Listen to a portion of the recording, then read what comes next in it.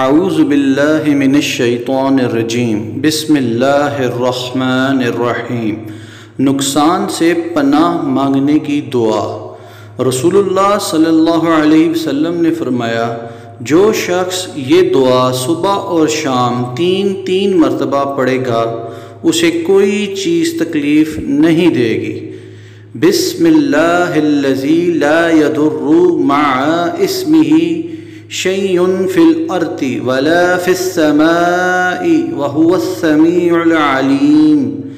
ترجمہ: اس اللہ کے نام کے ساتھ جس کی برکت سے کوئی چیز نقصان نہیں پہنچا سکتی، زمین کی ہو یا آسمانوں کی، اور وہ خوب سننے والا، خوب جاننے والا ہے۔ ویڈیو اچھی لگے تو اسے لائک کیجئے اور زیادہ سے زیادہ شیئر کیجئے اور میرے چینل کو سبسکرائب کیجئے۔ جزاک اللہ۔